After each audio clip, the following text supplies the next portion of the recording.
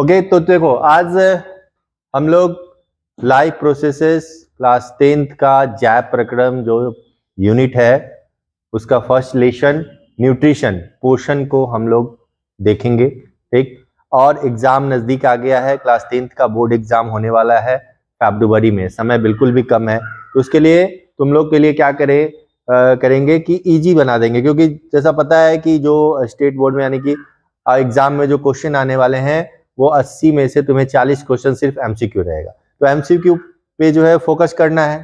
ठीक, तो एमसीक्यू पे फोकस करना है। तो आज हम लोग क्वेश्चन देखेंगे, मैक्सिमम क्वेश्चन हम लोग कौन सा देखेंगे? एमसीक्यू यानी कि मल्टीपल चॉइस क्वेश्चन, वस्तुनिष्ठ प्रश्न को हम लोग कवर करेंगे। ये पढ़ाए भी है चैप्टर, ऑलरेडी जो पूरा चैप्टर है उसको पढ़ा दिए हैं जैप प्रक्रम और पोषण के बारे में। ठीक, तो हम लोग क्वेश्चन को देखेंगे और क्वेश्चन देखने के साथ साथ क्या देखेंगे? एक एक क्वेश्चन और उसका ऑप्शन, और ऑप्शन के साथ उसको मैं एक्सप्लेन कर दूंगा कि उससे रिलेटेड जो भी क्वेश्चन आएगा तो एग्जाम में तुम लोग लिख सको। ठीक, तो चलो सबसे पहले थोड़ा सा मैं ब्रीफ में बता देता हूं जैप प्रक्रम क्या होता है। जैप प्रक्रम लाइफ प्रोसेसेस, इंग्लिश में कहते हैं इसको लाइफ प्रोसेसेस। ठीक, यानी कि ऐसा प्रक्रम हमारे शरीर में होने वाला, वो सारी प्रक्रम जिसके द्वारा हमारा शरीर चलता है उसको क्या कहेंगे? जैप प्रक्रम कहेंगे, लाइफ प्रोसेस कहेंगे, तभी तो लाइफ चलते हैं। ठीक, तो लाइफ चलाने के लिए यानी कि हम अपने शरीर को चलाने के लिए किस चीज की जरूरत पड़ती है? ऊर्जा की। और ऊर्जा कहां से मिलती है? खाना से। ठीक, भोजन से, खाना से मिलता है। तो भोजन हमें कहां से मिलता है? पेड़ पौधे से मिलता है। ठीक ना, जंतुओं से भी मिलता है। तो भोजन हमें खाना से, पेड़ पौधे से मिलेगा और जंतुओं से मिलेगा, और भोजन हम प्राप्त करेंगे। तो पहला चैप्टर जो है लाइफ प्रोसेसेस का वो क्या हुआ? पोषण, इसलिए पोषण बना। ठीक, पहला चैप्टर पोषण बना। मैं ब्रीफ में उसके बाद ये पूरे लाइफ प्रोसेसेस को, जैप प्रक्रम को मैं थोड़ा ब्रीफ में बता दे रहा हूँ। चैप्टर इसमें कौन कौन से चैप्टर पढ़ने हैं। यानी कि अब देखोगे तो भोजन, सबसे पहले भोजन हम लोग खाना खाएं। खाना खाने के बाद उसका क्या होता है? पाचन होता है। ठीक, पाचन होता है। पाचन होने के बाद जो ग्लूकोज बनता है वो शरीर की विभिन्न कोशिकाओं में जाकर के वो क्या हो जाता है? जमा होता है। ठीक, और वहां पे श्वसन की क्रिया होती है, यानी कि रेस्पिरेशन की क्रिया होती है। और उसके बाद क्या होता है?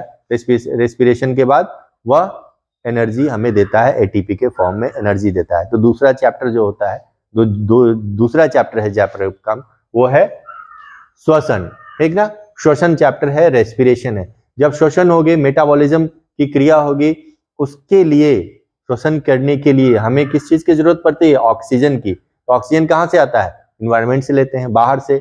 और बाहर से लेते हैं, लेने के बाद वो ऑक्सीजन शरीर के विभिन्न कोशिकाओं में पहुंचता है। किसके थ्रू पहुंचता है? हीमोग्लोबिन, ब्लड के थ्रू। तो अगला जो चैप्टर है वो बना कौन सा?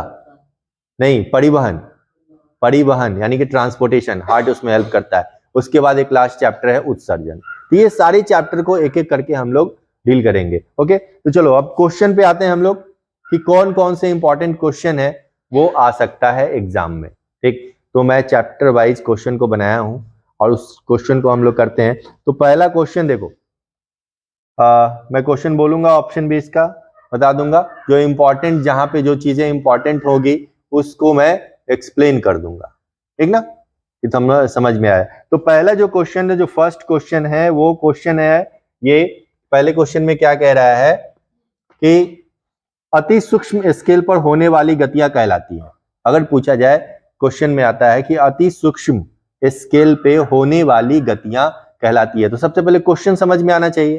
ठीक, अब इसके ऑप्शन है कि दोलनी गति, आणविक गति, सी में है ए और बी दिया अगर रहे, या इनमें से कोई नहीं। ठीक, इनमें से कोई नहीं। ये सारे क्वेश्चन को मैं ऑलरेडी लिंक दे दूंगा, जहां पे तुम लोग अपलोड कर लोगे पीडीएफ फॉर्मेट में, टेलीग्राम में ये रहेगा, लिंक में रहेगा।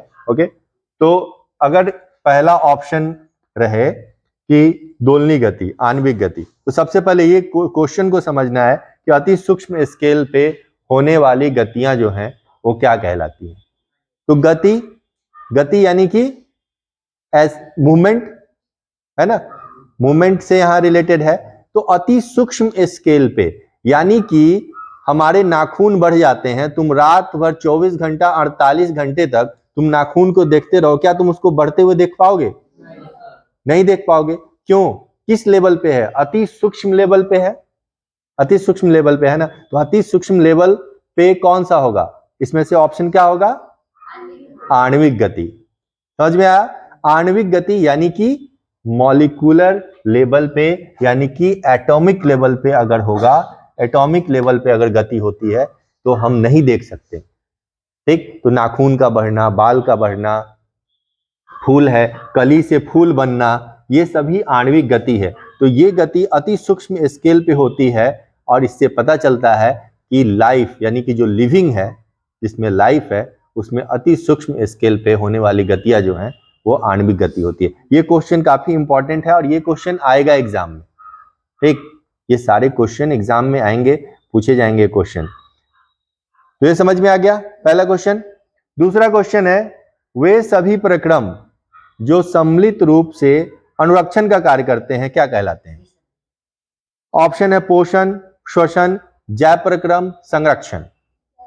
जैव प्रक्रम, ठीक, जैव प्रक्रम अभी मैंने बताया कि हमारे शरीर में वे सभी प्रक्रम जो सम्मिलित रूप से अनुरक्षण, अनुरक्षण का मतलब क्या होता है?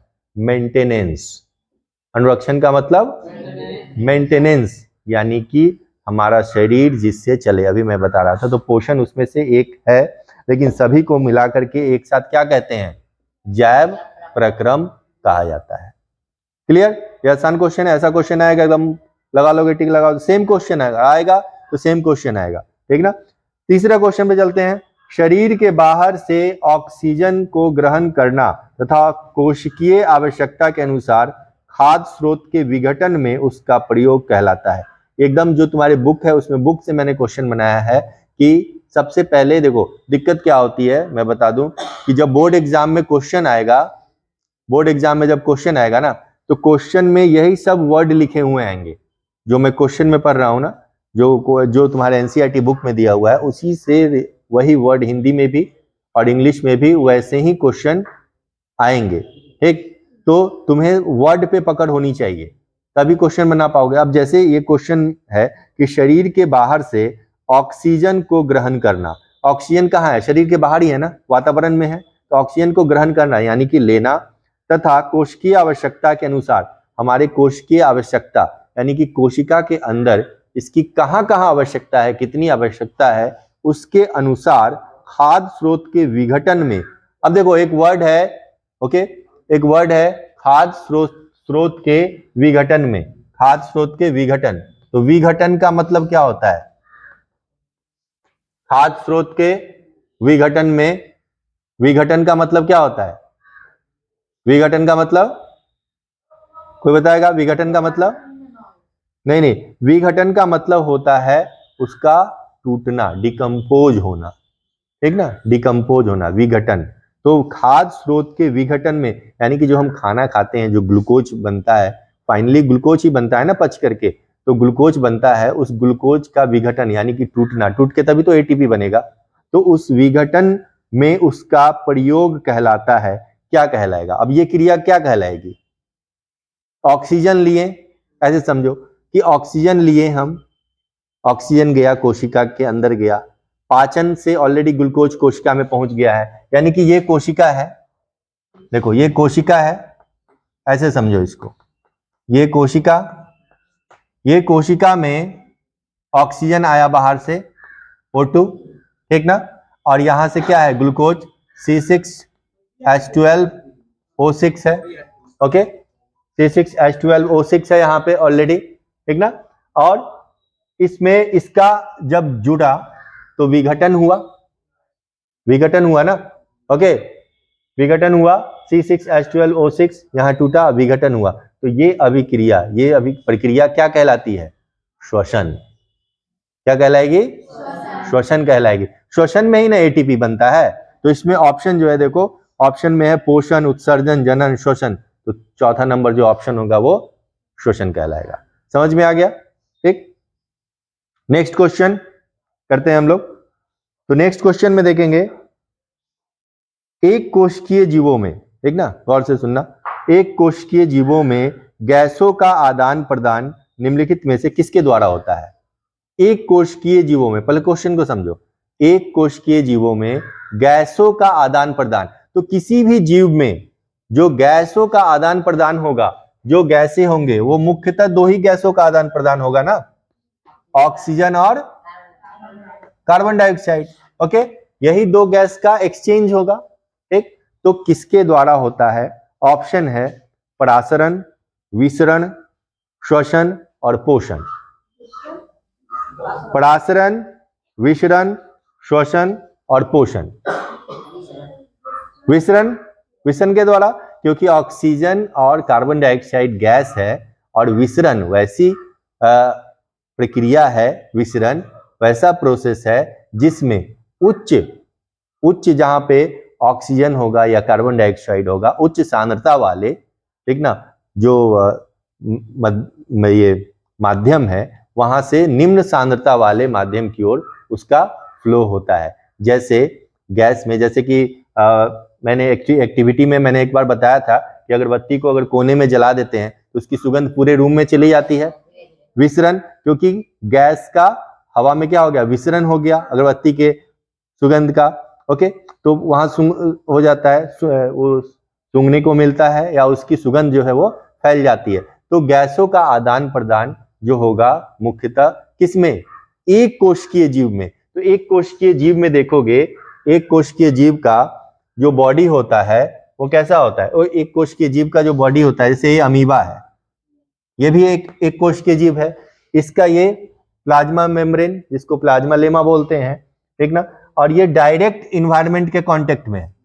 तो ये पानी में अगर रहेगा, जल में रहेगा, ठीक ना, तो जल में भी क्या है? H2O है, तो यहां से ऑक्सीजन विसरित होकर के इसमें चला जाएगा। ओके, चला जाएगा। तो इसका आंसर क्या होगा? विसरण। समझ गए? चलो नेक्स्ट क्वेश्चन। अब है बहुकोशिकीय जीवों में भोजन एवं ऑक्सीजन को एक स्थान से दूसरे स्थान तक ले जाने के लिए किस तंत्र की आवश्यकता होती है? बहुकोशिकीय जीवों में भोजन एवं ऑक्सीजन को एक स्थान से दूसरे स्थान तक ले जाने के लिए किस तंत्र की आवश्यकता होती है? वहन तंत्र, परिवहन तंत्र, ए और बी कोई नहीं। हाँ, ए और बी दोनों होगा, क्योंकि अभी मैंने बताया था कि वहन तंत्र और परिवहन तंत्र दोनों क्या है? सेम नाम है। तो ए एंड बी। तभी तो जैसे कि भोजन हम खा लिए, तो भोजन खाने के बाद छोटी आंत में सबसे ज्यादा पाचन कहाँ होता है? छोटी आंत में। वहां पचने के बाद जो भोजन का जो परिवहन होता है, परिवहन तंत्र के द्वारा एक स्थान से दूसरे स्थान तक, यानी कि पूरे कोशिकाओं में, शरीर की पूरी कोशिकाओं में उसको पहुंचा दिया जाता है। किसके द्वारा? रक्त के द्वारा। और रक्त किसका पार्ट है? परिवहन तंत्र का, ठीक ना, परिवहन तंत्र का, सर्कुलेटरी सिस्टम का पार्ट होता है। सिंपल है क्वेश्चन। ओके, तो यहां तक क्लियर हो गया? ठीक, चलो नेक्स्ट क्वेश्चन पे चलते हैं हम लोग। जब रासायनिक अभिक्रियाओं में कार्बन स्रोत तथा ऑक्सीजन का उपयोग ऊर्जा प्राप्ति के लिए होता है, ठीक, गौर से सुनोगे क्वेश्चन को, कि जब रासायनिक अभिक्रियाओं में कार्बन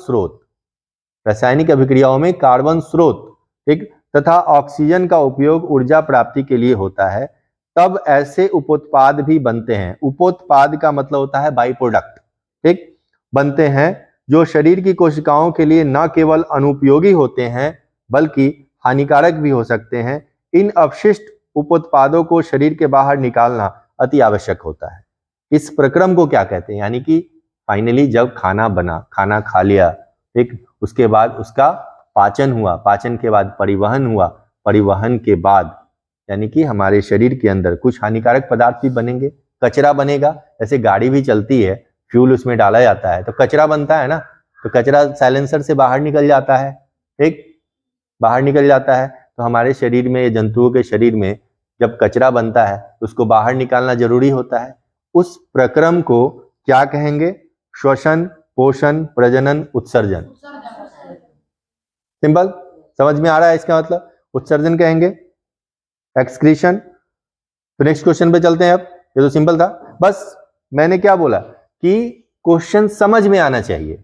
क्वेश्चन जब समझ में नहीं आए तो उसको कोशिश करो कि 1 से 2 बार उसको पहले रीड कर लें, उसको पढ़ लें, ठीक ना। तो जब 1 से 2 बार जब पढ़ लेंगे तो क्वेश्चन बिल्कुल समझ में आ जाएगा, हिंदी हो या इंग्लिश में हो, उसके मीनिंग तुम्हें समझ में आना चाहिए, ठीक ना। तो नेक्स्ट क्वेश्चन है, ऊर्जा का स्रोत तथा पदार्थ जो हम खाते हैं कहलाता है। एकदम सिंपल क्वेश्चन है, क्या कहलाता है? भोजन। ठीक, यानी कि ऑप्शन बोलने से पहले ही तुम लोग बता दिए तो अच्छी बात है, ठीक ना। वैसे ही याद रहना चाहिए एकदम। तो भोजन कहलाता है, ऑप्शन में मैंने लिखा है भोजन, खाद्य पदार्थ, प्रक्रम सभी, तो भोजन इसका आंसर होगा। यानी कि ऊर्जा का स्रोत तथा पदार्थ जो हम खाते हैं उसको भोजन कहते हैं। एकदम सेम लाइन लिखा हुआ है और वही लाइन मैंने देखा लिखा है इसमें क्वेश्चन में, और ऐसा ही क्वेश्चन तुम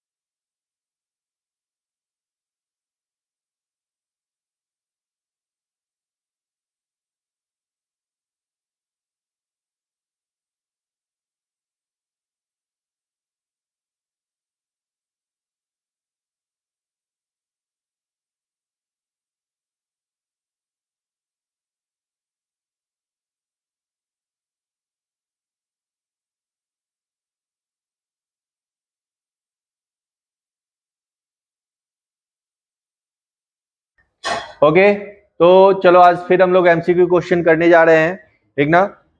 प्रीवियस वीडियो में, प्रीवियस क्लास में 10 क्वेश्चन, इंपॉर्टेंट क्वेश्चन जैप प्रक्रम लाइव प्रोसेसेस चैप्टर से मैंने कराया था, एक, और काफी इंपॉर्टेंट क्वेश्चन है वो, वही क्वेश्चन बोर्ड में आने वाला है, एक।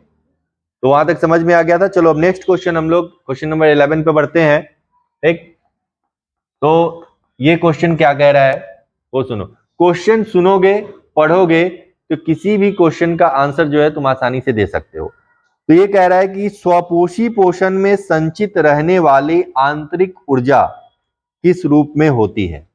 तो स्वपोषी पोषण ऑलरेडी पता है, ऑटोट्रॉफिक न्यूट्रिशन, वैसा पोषण जिसमें पौधे यानी कि प्लांट अपना भोजन खुद बना लेते हैं, बाहर से कार्बन डाइऑक्साइड लेते हैं, H2O लेते हैं और प्रकाश संश्लेषण की क्रिया करते हैं, और उसके बाद क्या बनता है, कार्बोहाइड्रेट बनता है ना, कार्बोहाइड्रेट बनता है। उस कार्बोहाइड्रेट का उपयोग जो है प्लांट अपने एनर्जी के रूप में करते हैं। तो क्वेश्चन कह रहा है कि स्वपोषी पोषण में संचित रहने वाली आंतरिक ऊर्जा, ठीक। तो अब मान लो कि जो बच गया, कार्बोहाइड्रेट बच गया, बचने के बाद जो प्लांट यानी कि पौधों, जितने भी प्लांट हैं, प्लांट के पार्ट में वो जमा हो जाता है, ठीक, जमा हो जाता है। तो बचे हुए कार्बोहाइड्रेट जो जमा होते हैं वो किस रूप में रहेगा।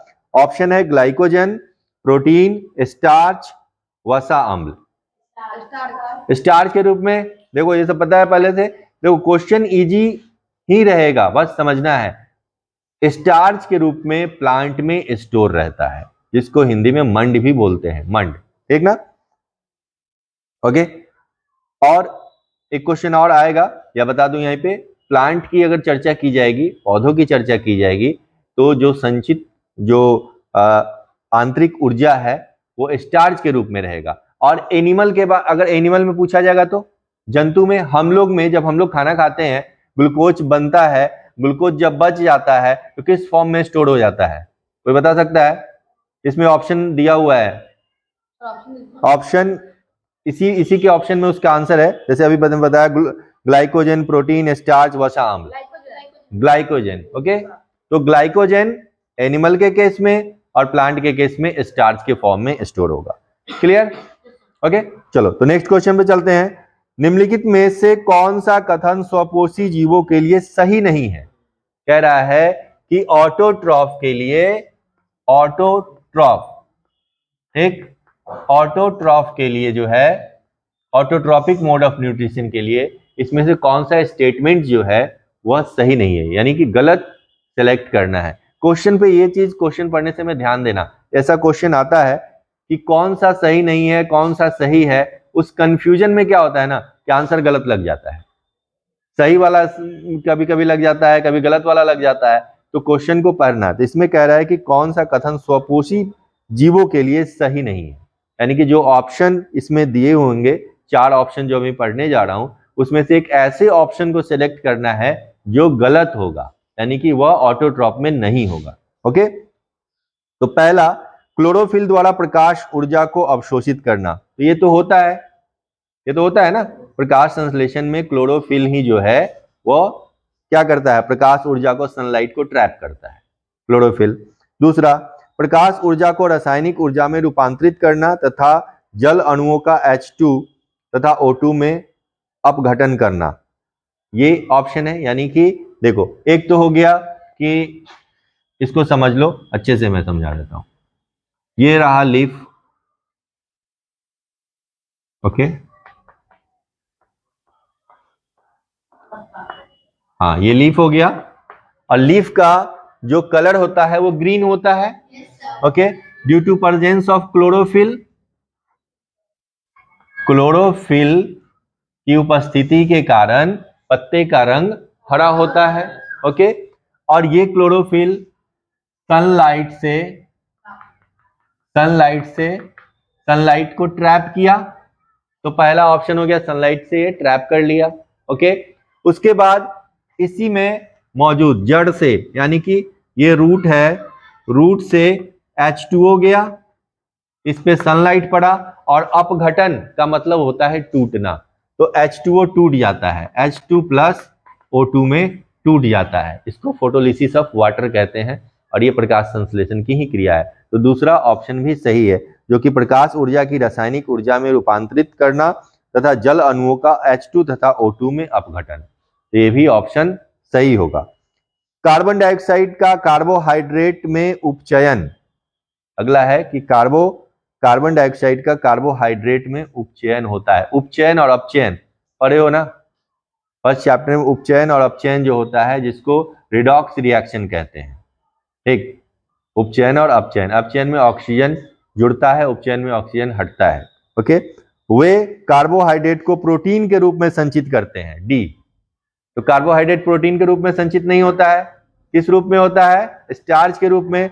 तो आंसर डी जो होगा वो सही होगा, क्योंकि ये गलत है। क्लियर हो गया? चलो नेक्स्ट क्वेश्चन। जीवों के निम्नलिखित वर्गों में से किस वर्ग के जीव खाद्य पदार्थों को शरीर के बाहर ही पचाकर उसका अवशोषण कर लेते हैं?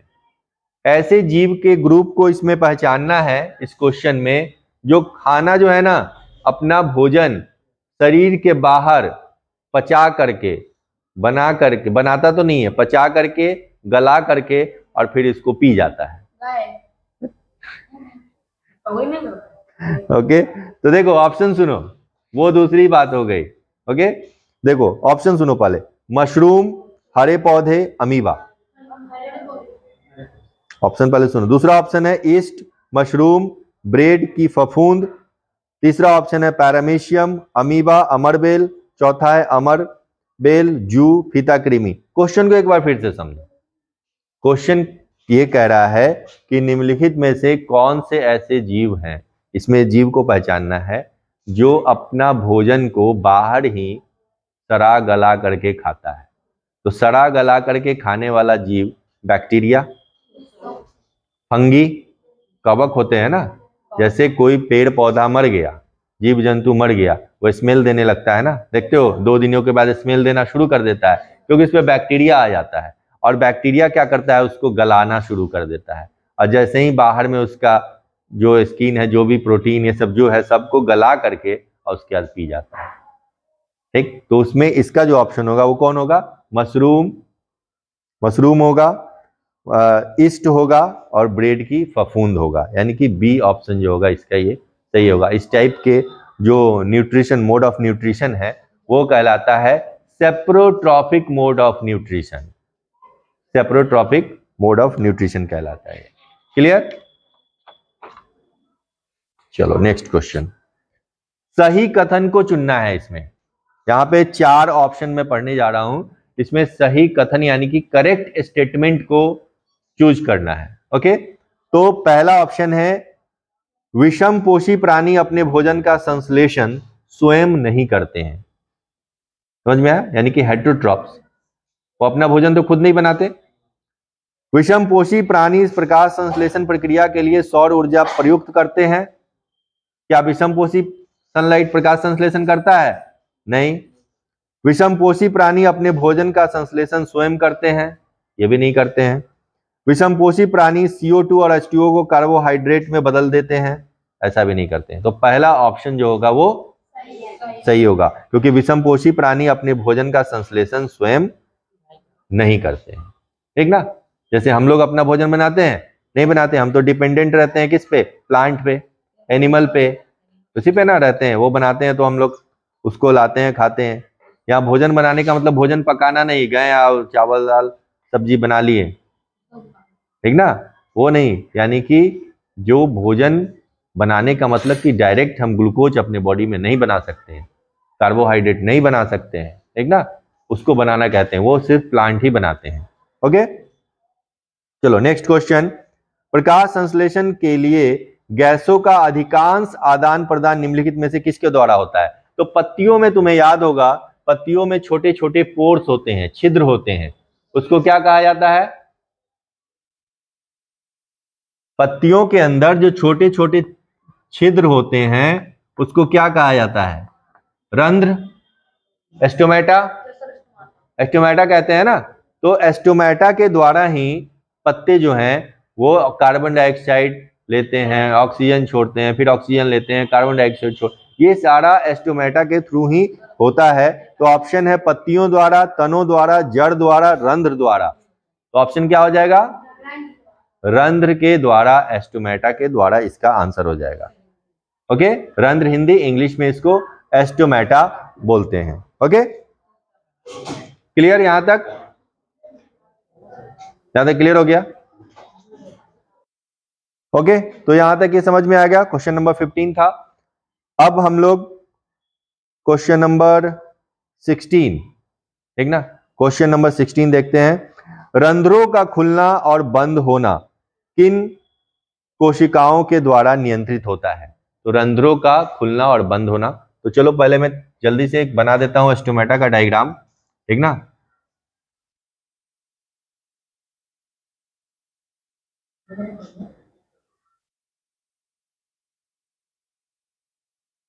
ये एस्टोमेटा है, इसके सेल्स हैं मेसोफिल सेल्स। ओके, तो ये रंध्र है, ये एस्टोमेटा हो गया। ठीक, तो इसका बंद होना और खुलना इसका किसके द्वारा होता है? तो यहां पे एक गार्ड सेल, इस दोनों के ऊपर में क्या होते हैं?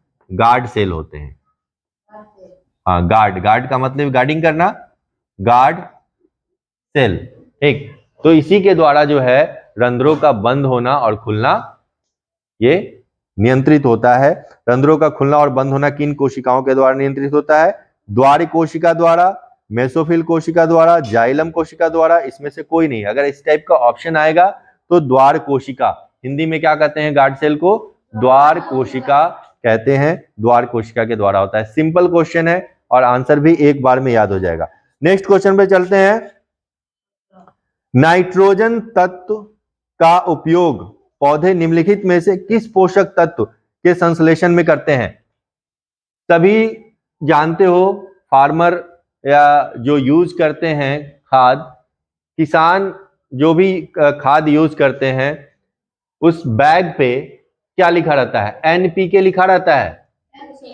एनपीके, जो खाद का बोरा होता है उस पे एनपीके लिखा रहता है, देखे हो ना? एनपीके, एन फॉर कौन सा तत्व, पी फॉर कौन सा तत्व और के फॉर कौन सा तत्व? बताओ। N for nitrogen, P for phosphorus और K for potassium. Nitrogen, phosphorus and potassium की जरूरत होती है, इसलिए एनपीके लिखा रहता है ना। तो नाइट्रोजन यानी कि जो खाद में हम लोग यूज करते हैं, नाइट्रोजन तत्व का उपयोग पौधे निम्नलिखित में से किस पोषक तत्व के संश्लेषण में करते हैं? अगर नाइट्रोजन पौधे लेते हैं तो ओके, तो एनपीके लिखा रहता है। तो नाइट्रोजन का जो उपयोग है पौधे निम्नलिखित में से किस पोषक तत्व के संश्लेषण में करते हैं? वसा, प्रोटीन, कार्बोहाइड्रेट, सभी। तो नाइट्रोजन का बेसिकली जो नाइट्रोजन यूज करते हैं नाइट्रेट के फॉर्म में प्लांट, वो प्रोटीन बनाने में यूज करते हैं, प्रोटीन के सिंथेसिस में। तो याद रखना, जब खाद में प्रोटीन नाइट्रोजन दिया जाता है तो उससे पौधे अपना प्रोटीन बनाते हैं। क्लियर? नेक्स्ट क्वेश्चन है, पैरामीशियम में भोजन का ग्रहण किया जाता है। अब देखो, पैरामीशियम का तुम लोग नाम देखे होगे, नाम सुने होगे पैरामीशियम का। और पैरामीशियम जो होता है, ओके, वो स्लीपर शेप्ड, चप्पल की तरह दिखने वाला वो एनिमल क्यूल यानी कि छोटा सा वो जंतु होता है जो कि सिर्फ माइक्रोस्कोप से ही देखा जा सकता है। समझ गए? पैरामीशियम नाम सुने हो, प्रोटोजोआ का मेंबर है। तो वो जो है अपना भोजन ग्रहण कैसे करता है, तो उसका मैं एक डायग्राम पहले बना देता हूं। डायग्राम बनाऊंगा तो तुम्हें समझ में आएगा, ठीक ना, कि कौन सा पार्ट होता है। ओके, और ये हमेशा के लिए याद हो जाएगा तुमको।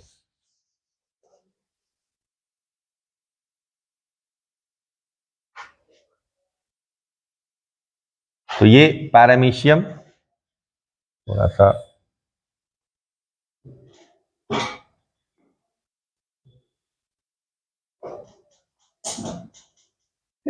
देखो, ये पैरामीशियम है, ऐसा देखे हो ना, ये सीलिया रहता है उसके चारों तरफ, ये देखो।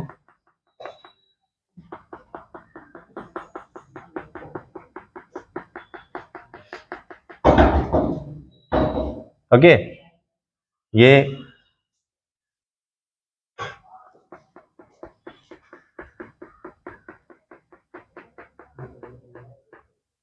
सीलिया है, ठीक। और यहां पे इसका माउथ की तरह एक पार्ट होता है जिसको साइटोस्टोम कहते हैं, साइटोस्टोम। यहीं से अपना ये भोजन जो है ये ग्रहण करता है।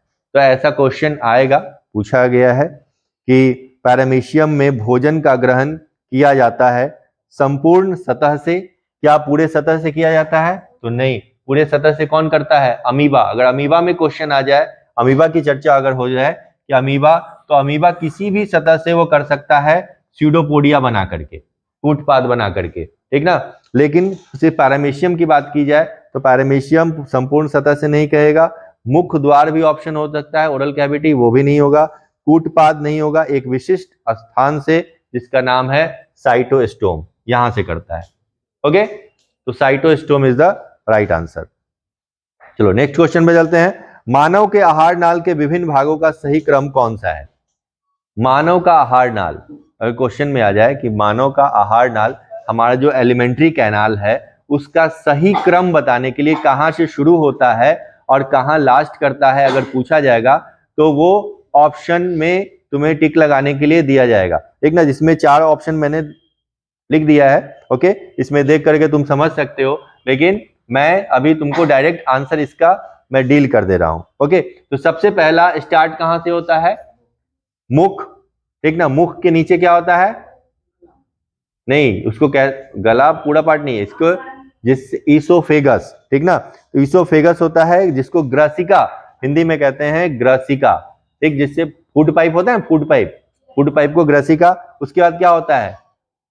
अमाशय, स्टमक, पेट, उसके बाद स्मॉल इंटेस्टाइन, उसके बाद लार्ज इंटेस्टाइन, छोटी आंत, फिर बड़ी आंत, ये होता है। तो ये सही क्रम है, इस तरह से क्वेश्चन आएगा। तो जो सही क्रम तुम्हें लगेगा, मुख, मुख के बाद ग्रसिका, ग्रसिका के बाद अमाशय यानी कि पेट, और उसके बाद छोटी आंत, फिर बड़ी आंत, ऐसे टिक लगाना है। ओके, चलो नेक्स्ट क्वेश्चन। आज का ये 10 क्वेश्चन और कंप्लीट हो जाएगा इस वीडियो में तुम लोग का। तो लाला रस, एक अगर क्वेश्चन आ जाए कि लाला रस यानी कि लार में मौजूद होते हैं, लार में क्या मौजूद होता है? लाइसोजाइम, लार एमाइलेज, ए एंड बी, कोई नहीं। तो याद रखना कि हमारे जो लार है, जो स्लाइवा, स्लाइवा में एक लाइसोजाइम पाया जाता है और सिलेब्री एमाइलेज भी पाया जाता है, दोनों पाए जाते हैं। सिलेब्री एमाइलेज क्या करता है? जो कार्बोहाइड्रेट हम लोग खाते हैं, जैसे ही तुम चावल, रोटी, सिर्फ चावल को या रोटी के टुकड़ा को मुंह में डाल करके चबाना शुरू करो तो क्या होगा? मीठा लगेगा। इट मीन्स उसमें कार्बोहाइड्रेट है, उसको पचाता है कौन? तो सिलेब्री एमाइलेज। और जो लाइसोजाइम होता है वो जो बैक्टीरिया मौजूद होता है उसको मारता है, ठीक ना। क्लियर, समझ में आ गया? ओके स्टूडेंट, तो चलो अभी तक हम लोग I think 20 questions, 20 question JAP प्रक्रम चैप्टर का सॉल्व कर चुके हैं। और अच्छे से इसको याद करो, बार बार देखो वीडियो, रिवीजन करो कि याद हो जाए क्वेश्चन। सेम क्वेश्चन एग्जाम में पूछे जाएंगे। तो चलो हम लोग अब नेक्स्ट क्वेश्चन पे बढ़ते हैं। तो नेक्स्ट क्वेश्चन है क्वेश्चन नंबर 21। यदि लार में, गौर से सुनना, क्वेश्चन को पहले सुन लेना उसके बाद आंसर बताना। यदि लार में लार एमाइलेज की कमी हो, ठीक, लार एमाइलेज समझते हो ना? लार एमाइलेज हमारे जैसे खाना खाते हैं हम लोग, तो खाना खाने से पहले भी अगर मान लो जैसे कोई स्वादिष्ट यानी कि डिलीशियस आइटम खाने का देखते हो, या इमली, इमली बोलो, तो इमली सोचते ही मुंह में पानी आना शुरू हो जाता है ना, तो उसको पानी आना शुरू, वो क्या है? लार है, वो लार होता है ना। तो लार में जैसा कि पहले भी बताया है कि लार में जो केमिकल होते हैं, एक एंजाइम होगा जिसको सिलेब्री एमाइलेज कहते हैं, एक और होता है जिसको लाइसोजाइम बोलते हैं। देखो इससे पहले वाला क्वेश्चन में था। तो क्वेश्चन कह रहा है कि यदि लार में लार एमाइलेज की कमी हो जाए, ठीक ना, कमी हो जाए, यानी कि जो एंजाइम है या कोई बीमारी हो जाए जिसमें वो कमी हो जाए, लार बन रहा है बट लार में जो एंजाइम होता है सेलेब्री एमाइलेज उसकी कमी हो जाए, तब मुख गुहा में कौन सी घटना प्रभावित होगी। क्वेश्चन ये कह रहा है कि जब हम खाना खाएं, मुख गुहा यानी कि ओरल कैविटी, मुख गुहा का मतलब होता है ओरल कैविटी। एक ओरल कैविटी, इसके बारे में पहले भी मैं बताया हूं कि ओरल कैविटी क्या होता है, हिंदी में इसको मुख गुहा बोलते हैं। After opening of mouth space is present known as oral cavity, यानी कि जब मुंह खोलते हैं इसमें हम खाना डालते हैं, चबाते हैं, वो पूरा खाली जगह क्या कहलाता है, मुख गुहा। तो मुख गुहा में होने वाली कौन सी घटना जो इसमें प्रभावित होगी, ऑप्शन है प्रोटीन का अमीनो अम्ल में विघटित होना, प्रोटीन का अमीनो अम्ल में विघटित होना, यानी कि प्रोटीन टूटता है तो अमीनो एसिड बनता है लास्ट में। दूसरा है स्टार्च का शर्कराओं में विघटित होना, यानी कि स्टार्च यानी कि कार्बोहाइड्रेट वसाओं का वसा अम्लों और ग्लिसरॉल में विघटित होना। चौथा ऑप्शन है विटामिनों का अवशोषण। तो क्या इसमें सही आंसर होगा, तो सबसे पहले अब इसमें मैं बता दूं, तुम लोग पढ़े भी हो कि सेलेब्री एमाइलेज, एक सेलेब्री एमाइलेज यानी कि सलाइवा में जो एंजाइम होता है उसको सेलेब्री एमाइलेज बोलते हैं। उसका क्या काम है, जैसे ही हम खाना शुरू करते हैं, रोटी का टुकड़ा लो, चावल लो, चबाना शुरू करेंगे तो मीठा लगता है। तो मीठा इसलिए लगता है क्योंकि उसमें कार्बोहाइड्रेट है। ओके, उसमें कार्बोहाइड्रेट है। तो कार्बोहाइड्रेट, ये कार्बोहाइड्रेट को डाइजेस्ट करता है, पचाना शुरू कर देता है मुंह में। तो स्टार्च का शर्कराओं में विघटित होना प्रभावित होगा, यही होगा ना। तो सेलेब्री एमाइलेज अगर कम बनेगा तो हमारे मुंह में जो है ये स्टार्च का जो पाचन होता है, कार्बोहाइड्रेट का जो पाचन शुरू होता है वो प्रभावित हो जाएगा, वो ढंग से नहीं पच पाएगा। तो इसका आंसर हो जाएगा सेकंड नंबर, स्टार्च का शर्कराओं में विघटन। तो इससे रिलेटेड अगर कोई भी क्वेश्चन आएगा तो अब तुम लोग बना सकते हो, ऐसा नहीं है कि नहीं बनेगा। कि सेलेब्री एमाइलेज जो होता है वह लार में होता है, ठीक, जिसको लार एमाइलेज कहते हैं। इसका एक और नाम है टाइलिन, ये याद रखना।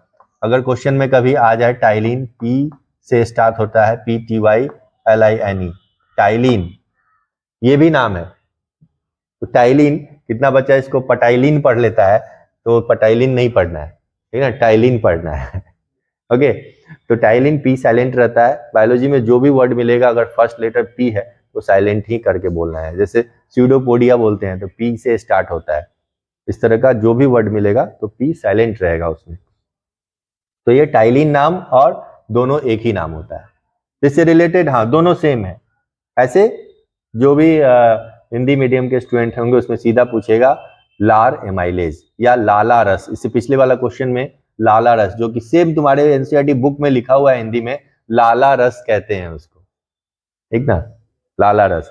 तो लाला रस कहते हैं, इसी का नाम है। तो कभी कभी क्वेश्चन आया भी है, तो अगर कंफ्यूजन हो किसी को, मान लो हिंदी मीडियम वाले बच्चे को भी अगर नहीं ढंग पूरी डीपली नहीं पढ़ा है और लाला रस करके क्वेश्चन आ जाए, तो कोशिश करना कि उसका इंग्लिश में भी क्वेश्चन रहता है तो इंग्लिश में उसको पढ़ के समझ ले, क्वेश्चन छोड़ना नहीं है। तो इसका आंसर समझ में आ गया, कोई डाउट नहीं इसमें। तो इससे रिलेटेड जो भी क्वेश्चन आएगा वो बन जाएगा सेलेब्री एमाइलेज से। चलो नेक्स्ट क्वेश्चन पे चलते हैं हम लोग। नेक्स्ट क्वेश्चन है, अमाशय का स्तर निम्नलिखित में से एक की उपस्थिति के कारण सुरक्षित बना रहता है। अब ये क्वेश्चन समझो अच्छे से, इस क्वेश्चन को कैसे समझना है। अमाशय, तो अमाशय का यानी कि स्टमक, तो अमाशय का स्तर ये जे शेप्ड होता है। ओके, ये जे शेप्ड अमाशय यानी कि हम लोग का पेट, जिसको पेट बोलते हैं जनरल भाषा में, ये जे शेप्ड होता है। और इसका अस्तर, तो अस्तर का मतलब क्या, यानी कि उसको प्रोटेक्ट करने वाला कोई लेयर। तो ये जो लेयर होता है, ये वाला लेयर,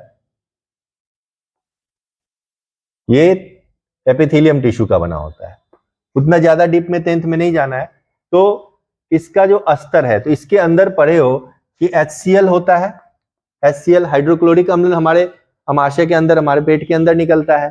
तो HCl 2.4 या उससे नीचे 2 तक इसका पीएच जाता है, 2 तक इसका पीएच जाता है। तो इतना हाईली एसिडिक होते हुए इसके अंदर के पार्ट को क्यों नहीं गला देता है? गल जाना चाहिए। अगर इस अम्ल को, एसिड को बाहर निकालो, लोहा पे डाल दो तो लोहा खदकने लगेगा, गलने लगेगा। लेकिन क्या इसके अंदर, जो इसके अंदर क्या है, स्किन है, एपिथेलियम टिश्यू का बना हुआ है, तो ये क्यों नहीं गल जाता है? तो क्वेश्चन वही है, क्वेश्चन कह रहा है कि अमाशय का स्तर निम्नलिखित में से एक की उपस्थिति के कारण सुरक्षित बना रहता है, यानी कि क्यों नहीं गल जाता है, जब बच जाता है, किसके कारण? तो इसका जो लेयर होता है इसके अंदर, ऑप्शन जो है, ऑप्शन सुनो, पेप्सिन, एक होता है पेप्सिन, श्लेष्मा, लार एमाइलेज, पित्तरस, 4 ऑप्शन दिया रहेगा। ठीक, तो पेप्सिन, तो पहला ऑप्शन अगर हम देखते हैं तो पेप्सिन है। तो पेप्सिन के बारे में पढ़े हो, पेप्सिन तो होगा नहीं क्योंकि ये एंजाइम है, ये प्रोटीन को पचाने में काम करता है। दूसरा है श्लेष्मा। अब श्लेष्मा को इंग्लिश में क्या बोलते हैं? म्यूकस, म्यूकस बोलते हैं इसको। अभी देखते हैं अगला ऑप्शन, देखते हैं लार एमाइलेज। तो लार एमाइलेज अभी पढ़े हो, कार्बोहाइड्रेट के डाइजेशन में होता है, वो होगा नहीं। चौथा ऑप्शन है पित्तरस, बाइल जूस, और बाइल जूस कहाँ, लीवर से निकलता है, तो वो होगा नहीं। तो ये वाला श्लेष्मा is the right answer. Second number जो होगा वो सही होगा। म्यूकस याद रखना, म्यूकस जो है वो इसके एक्शन को काटता है और कम कर देता है, जिसके कारण ये हमारा अमाशय जो है वह सुरक्षित रहता है। कभी कभी क्या होता है, खाना नहीं खाने के कारण ये ज्यादा बनने लगता है। और इसका क्या काम है? इसका तो ये भी काम है कि प्रोटीन, अगर ये नहीं होगा तो प्रोटीन डाइजेस्टिव एंजाइम भी नहीं निकलेगा, यानी कि पेप्सिन भी नहीं निकल पाएगा अगर इसकी कमी हो जाए। और ज्यादा HCl हो जाएगा तो एसिडिटी होता है, अल्सर होने का चांस रहता है, बैक्टीरिया को भी मारता है। तो इसलिए 4 घंटे के बाद, 4 से 5 घंटे इसमें स्टमक में खाना रहता है, फिर निकल जाता है। इसलिए कहा जाता है हर एक 4 घंटे के बाद 4-4 घंटे पे खाना चाहिए, 4 घंटे पे खाना चाहिए कम से कम। यही वजह है। नहीं खाने पे क्या होगा, इससे तो निकलना शुरू रहता है, स्टार्ट रहता है, HCl तो बनते रहेगा और उसमें एसिडिटी शुरू हो जाता है। इसलिए ज्यादा देर खाली पेट भी नहीं रहना चाहिए। ओके, तो ये क्वेश्चन का आंसर भी समझ में आ गया। अब इससे दो इसमें जो इस क्वेश्चन को मैं बताया, इसमें 2 से 3 क्वेश्चन का आंसर तुम बना सकते हो इससे रिलेटेड। कोई भी क्वेश्चन, अगर पेप्सिन का भी, तो ये भी याद हो गया कि पेप्सिन प्रोटीन होता है, तो इस तरह से याद रखोगे। कोई भी इससे रिलेटेड लिंक से अगर क्वेश्चन आएगा तो तुम बना सकते हो। चलो नेक्स्ट क्वेश्चन पे चलते हैं। आहार नाल का कौन सा भाग यकृत से पित्त रस प्राप्त करता है? अब देखो ये क्वेश्चन है कि आहार नाल यानी कि एलिमेंट्री कैनाल। तो आहार नाल को कहते हैं एलिमेंट्री कैनाल, इंग्लिश में कहते हैं आहार नाल। तो आहार नाल जब देखोगे, यहां से शुरू होगा स्टमक होते हुए नीचे स्मॉल इंटेस्टाइन और लार्ज इंटेस्टाइन तक जाता है। तो क्वेश्चन कह रहा है कि आहार नाल का कौन सा भाग यकृत से पित्त रस प्राप्त करता है? यकृत यानी कि लीवर, ठीक। तो लीवर से जो है वो कौन सा रस निकलता है? तो पित्त रस, बाइल जूस, इसको क्या कहते हैं? Bile juice. और ये बाइल जूस एक लोब होता है जिसका नाम है गॉल ब्लैडर। गॉल ब्लैडर का नाम सुने होंगे, गॉल ब्लैडर। ये गॉल ब्लैडर में जा करके यहाँ पे स्टोर हो जाता है। क्वेश्चन आता है कभी कभी, तो कंफ्यूजन में कितना स्टूडेंट गॉल ब्लैडर ही आंसर लगा देता है कि पित्त रस कहाँ से निकलता है, बाइल जूस कहाँ से निकलता है, तो गॉल ब्लैडर। जबकि गॉल ब्लैडर में स्टोर होता है, वो स्टोरेज हाउस है, यानी कि जमा होता है वहां पे, और फिर वहां से धीरे धीरे जब जरूरत होती है धीरे धीरे वो निकलता है। तो क्वेश्चन कह रहा है कि आहार नाल के किस भाग में भोजन अंतिम रूप में नहीं, ये वाला क्वेश्चन था। आहार नाल का कौन सा भाग यकृत से पित्त रस प्राप्त करता है? ठीक, तो अमाशय, छोटी आंत, बड़ी आंत, ग्रसिका। ओके, तो किससे करेगा? छोटी आंत, छोटी आंत में पित्त रस जो हो जाता है वह छोटी आंत में जाता है। ठीक, तो इसका आंसर हो जाएगा छोटी आंत। क्लियर? ये भी समझ में आ गया? ओके, नेक्स्ट क्वेश्चन पे चलें। क्वेश्चन नंबर 24, ठीक ना, क्वेश्चन नंबर 24 हम लोग देखते हैं। तो क्वेश्चन नंबर 24 का एक्टिविटी भी हम कराएंगे तुम लोग को। इसका ये काफी इंपॉर्टेंट क्वेश्चन है और ये एक्टिविटी तुम लोग को करा करके हम दिखाएंगे कि किस तरह से ये लैब मैनुअल क्वेश्चन है ये, और इसका एक्टिविटी देखोगे तो अच्छे से याद हो जाएगा। क्वेश्चन कह रहा है कि आयोडीन घोल, आयोडीन घोल, आयोडीन घोल की कुछ बूंदे चावल के पानी में डाली गई। चावल धोकर के पानी जो निकलता है उसमें डाली गई। चावल का पानी नीले काले रंग का हो गया।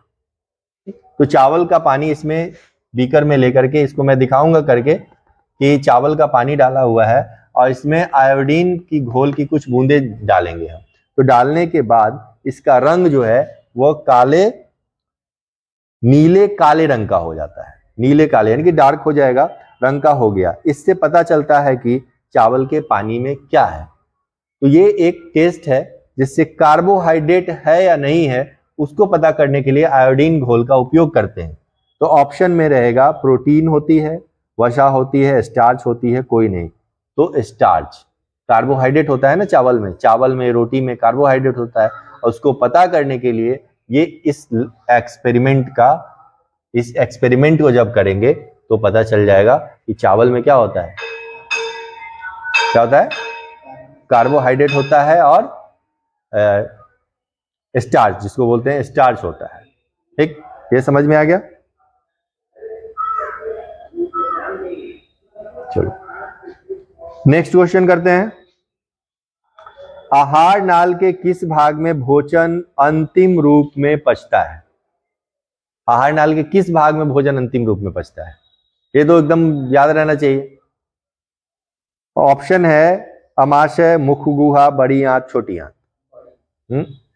क्वेश्चन समझो पहले। आहार नाल के किस भाग में भोजन अंतिम रूप में पचता है?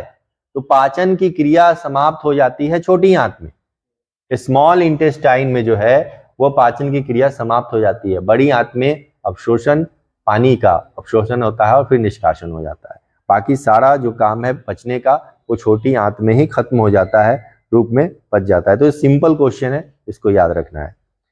नेक्स्ट क्वेश्चन, अग्न्याशय, ठीक ना, अग्न्याशय यानी कि पैंक्रियाज। अग्न्याशय जिसको पैंक्रियाज बोलते हैं, पैंक्रियाज ज्यादा नाम याद होगा आई थिंक, हिंदी के कंपैरिजन में जल्दी याद नाम हो जाता है, लेकिन हिंदी में अग्न्याशय जो है वो थोड़ा टिपिकल हो जाता है। तो पैंक्रियाज का रस का कार्य निम्नलिखित में से कौन सा है? अब पैंक्रियाज से भी बहुत सारे जूस निकलते हैं, वो अल्कलाइन होता है, क्षारकीय होता है वो, और क्योंकि स्टमक से जो खाना आ रहा है वो अम्लीय माध्यम में पच के आ रहा है, यानी कि एसिड में आ रहा है। तो दोनों को न्यूट्रल करने के लिए जो पैंक्रियाज से जो जूस आता है वो होता है कौन सा? क्षारकीय होता है, ठीक ना, वो क्षारकीय होता है। तो इसमें देखोगे तो इसका क्या काम है? तो ट्रिप्सिन प्रोटीनों को पचा देता है और लाइपेज कार्बोहाइड्रेट, ठीक ना, ट्रिप्सिन प्रोटीनों को पचा देता है। पहला ऑप्शन है कि ट्रिप्सिन प्रोटीनों को पचा देता है और लाइपेज कार्बोहाइड्रेट को। दूसरा है ट्रिप्सिन पायसीकृत वसाओं को पचा देता है और लाइपेज प्रोटीनों को। तो ट्रिप्सिन, एक चीज ध्यान रखना, जब इन लगा रहे कोई वर्ड मैक्सिमम अगर आए तो एंजाइम जो होगा वो प्रोटीन को पचाने वाला ही होता है, जैसे पेप्सिन, ट्रिप्सिन, ठीक ना। तो इस टाइप का वर्ड मिलेगा तो प्रोटीन डाइजेस्टिव एंजाइम में ही होगा। तो ट्रिप्सिन है तो समझ लेना कि प्रोटीन को पचाने का ही होगा। तो जिसमें अब ऑप्शन में देखोगे कि प्रोटीन को पचाने का कौन कर रहा है, तो ट्रिप्सिन प्रोटीनों को पचा देता है, पहला ऑप्शन में भी है, और लाइपेज कार्बोहाइड्रेट को तो नहीं। तो यहाँ पे ये दूसरा वाला जो है वो सही नहीं है। तीसरा देखेंगे, ट्रिप्सिन और लाइपेज वसाओं को पचा देता है, ये भी नहीं है। ट्रिप्सिन प्रोटीन को पचा देता है और लाइपेज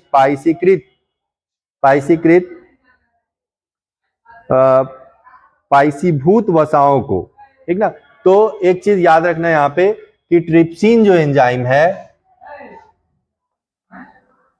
ट्रिप्सिन वो क्या करेगा, प्रोटीन, जो पचा हुआ प्रोटीन है उसको पचा देगा, और जो ये वाला एंजाइम है लाइपेज जो है, वो लाइपेज का क्या काम है, लाइपेज जो फैट होता है, तो फैट पाइसीभूत फैट यानी कि इमल्सिफाइड फैट को तोड़ता है और तोड़ करके फैटी एसिड एंड ग्लिसरॉल में चेंज कर देता है।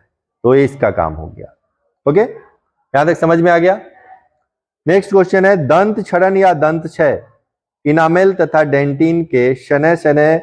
अब देखो इतना टिपिकल हिंदी हो सकता है समझ में नहीं आया, लेकिन क्वेश्चन अगर आएगा तो सेम आएगा एग्जाम में। ऐसा नहीं है कि इजी वाला हिंदी लिखा हुआ नहीं आएगा, ये सेम एनसीईआरटी का लाइन है जो बता रहा हूं। जो क्वेश्चन बना हुआ है दंत क्षरण या दंत क्षय, समझते हो, यानी कि दांत का सड़ना, दांत में कीड़ा लग जाना, उसको बोलते हैं। इनामेल बाहरी पार्ट होता है, जो उजला दिखाई देता है पार्ट, वो इनामेल कहलाता है। तथा डेंटाइन के ओके, तो देखो दंत क्षरण के बारे में बता रहे थे ना ये क्वेश्चन, दंत क्षरण या दंत क्षय यानी कि दांत का सड़ना, दांत का गलना, और बैक्टीरिया लग जाता है, दांत में दर्द होने लगता है, तो इसको किसके कारण होता है? विषाणु, जीवाणु, ईस्ट, सभी किसके कारण? बैक्टीरिया के कारण होता है, वायरस के कारण होता है, ईस्ट के कारण होता है। तो जनरली बैक्टीरिया ही लगता है उसमें। ओके, बैक्टीरिया यानी कि जीवाणु के कारण दांत जो है वो, मतलब देखते हो नहीं बोलते हो कि दांत सड़ गया है क्या, काला काला उसमें लग जाता है, दांत जो खराब हो जाता है, वो जीवाणु के कारण होता है, बैक्टीरिया के कारण होता है। ओके, चलो नेक्स्ट क्वेश्चन है क्षुद्रांत यानी कि छोटी आंत। छोटी आंत के आंतरिक आस्तर पर अनेक अंगुली जैसे प्रवर्ध होते हैं। अब देखो छोटी आंत में क्या होता है कि बहुत सारे प्रवर्ध यानी कि फिंगर लाइक प्रोजेक्शन होता है। जब छोटी आंत देखोगे ना तो उसमें ऐसे ऐसे फिंगर लाइक प्रोजेक्शन दिखाई देगा, ठीक ना, ये ऐसा स्ट्रक्चर दिखाई देता है, जो क्या करता है कि पाचन करने के लिए सरफेस एरिया को बढ़ा देता है। क्योंकि जितना ज्यादा सरफेस एरिया होगा उतना ज्यादा वो क्या होगा, पाचन में सहायता करता है। तो उसको क्या कहते हैं? अनेक अंगुली जैसी प्रवर्ध होते हैं, जिन्हें कहते हैं दीर्घरोम, श्लेष्मा, कूटपाद, सीलिया। ठीक, तो क्या कहते हैं उसको? कहेंगे विलाई। जैसे देखो ना, इसको विलाई यानी कि हिंदी में इसको कहते हैं, इसको कहेंगे दीर्घरोम। याद रखना कि दीर्घरोम आएगा ना ऐसा क्वेश्चन कि अंगुली नुमा संरचना को, छोटी आंत में अंगुली नुमा जो संरचना होती है उसको क्या कहते हैं? तो दीर्घरोम कहते हैं, विलाई कहते हैं।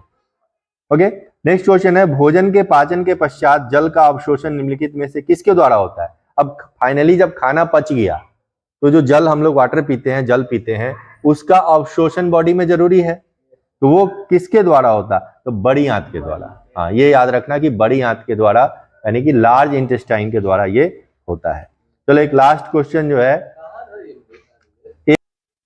चलो लास्ट क्वेश्चन पे आ गए हम लोग। एक वयस्क व्यक्ति में दांतों की संख्या होती है, एडल्ट में टोटल नंबर ऑफ टीथ कितना होगा?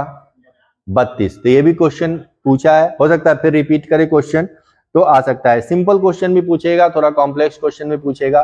तो जब भी क्वेश्चन आए ध्यान देना है कि जो भी क्वेश्चन आता है, अगर एक कोई भी क्वेश्चन अगर आता है, साइंस में अगर आ रहा है, फिजिक्स, केमिस्ट्री, बायोलॉजी में कोई भी क्वेश्चन, सबसे पहले कोशिश करना कि उसको पढ़ने का, उसको अच्छे से पहले रीड कर लेना क्वेश्चन को। लंबा क्वेश्चन होगा उसका ऑप्शन आसान हो सकता है, तो छोटे छोटे टॉपिक को भी पढ़ना है अच्छे से और अच्छे से समझना है, तो तुम्हारा आंसर बन जाएगा। ओके, तो चलो फिर हम लोग नेक्स्ट चैप्टर का क्वेश्चन करेंगे अगले क्लास में।